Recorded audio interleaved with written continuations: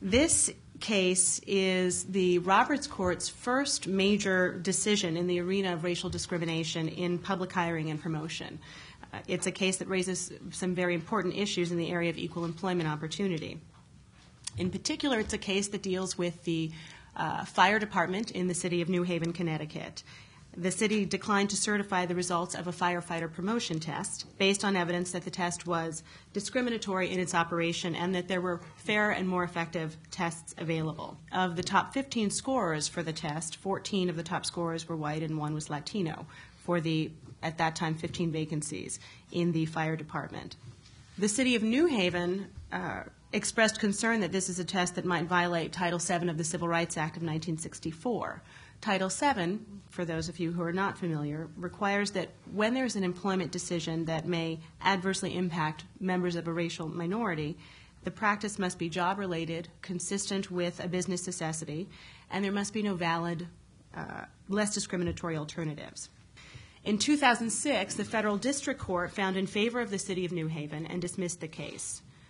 In short, the court found that since no firefighters were promoted, that there was no harm.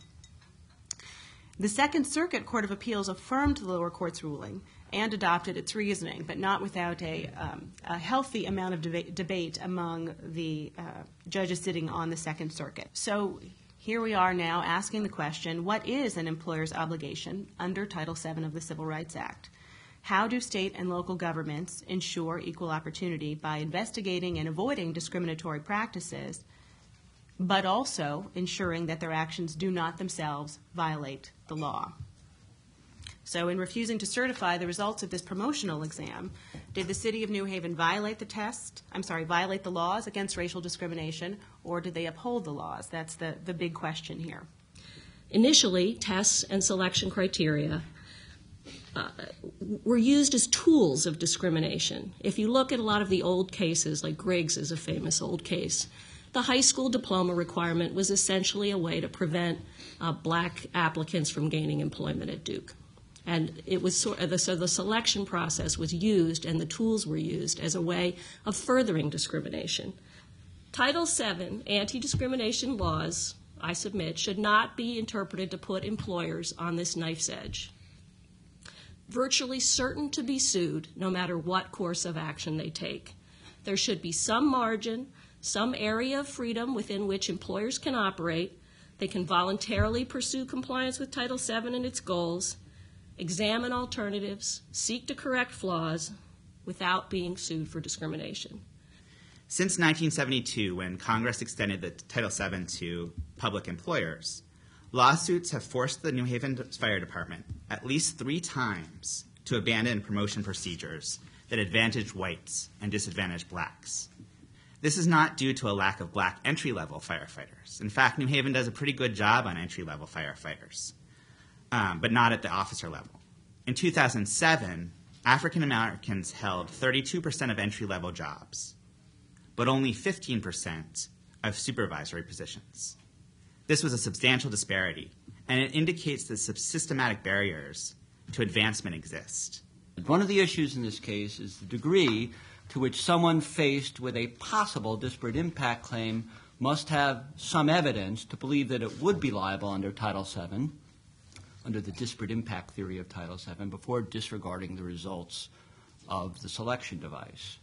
But it is at least possible that the court will not reach that issue.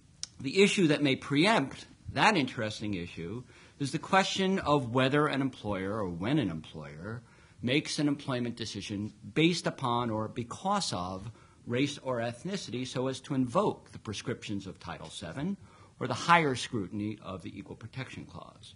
From what I can tell, the city is trying to argue that the lower court had erred in suggesting that its motivation was anything but trying to avoid Title VII liability. I think that's going to be a tough argument for the city to win because I think the Supreme Court is going to be reluctant to second-guess district court's issue spotting on summary judgment. I think this case is actually fundamentally different and asks a different question, which is, what is merit, and what is the relationship between testing and merit?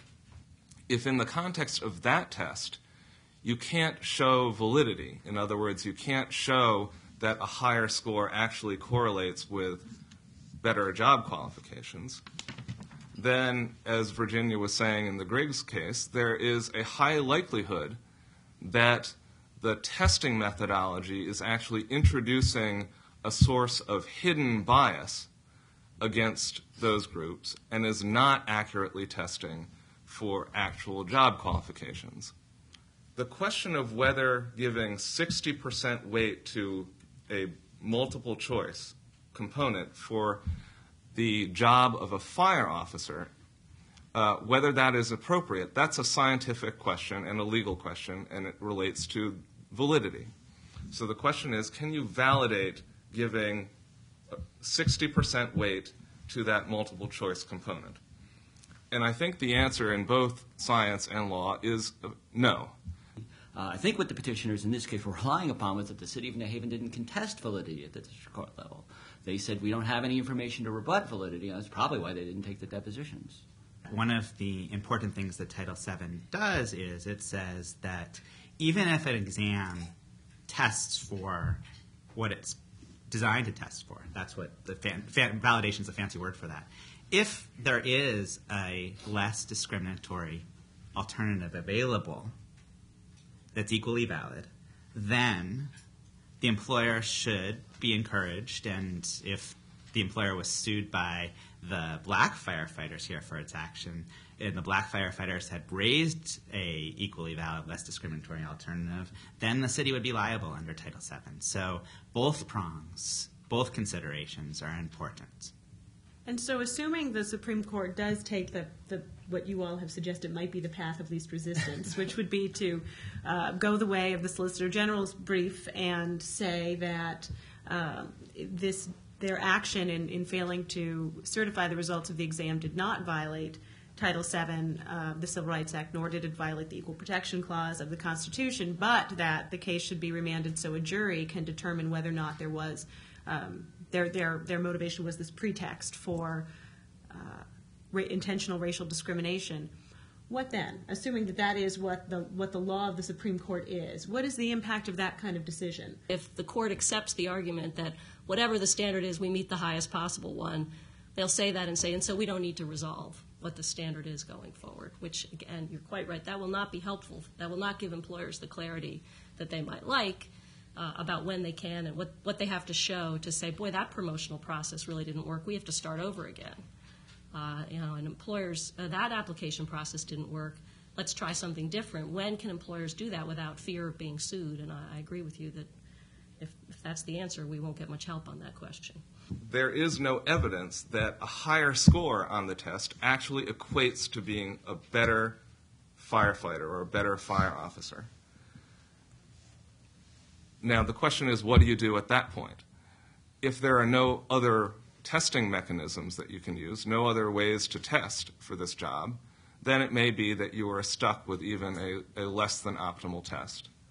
But as we also pointed out in our brief and as was presented to the city and its board in the course of the hearings that it conducted, there are alternative ways of testing that do a better job of selection and have a lower disparate impact, so to speak, on racial minorities. If you see this as a case where New Haven was simply attempting to avoid engaging in race discrimination, everyone feels, of course, that you should avoid engaging in race discrimination. That would be a very bad thing. If you see this case as the city not certifying the promotion results as a pretext for engaging in some kind of quota in its promotional process, then you say quotas. That's a bad thing. The court doesn't allow quotas. So if you see this case as avoiding discrimination, you see it one way. If you see it as preventing use of a quota system, you see it a different way. And it's very hard for lawyers who don't see this case either of those ways. I think it's important not to think of this case as a case in which we have to sacrifice merit for diversity or special interests.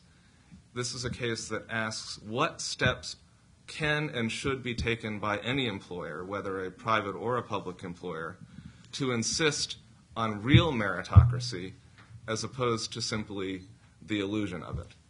I want to thank American Constitution Society for putting together this very informative panel discussion, and I'm sure we're all going to be watching very closely next Wednesday. Thank you.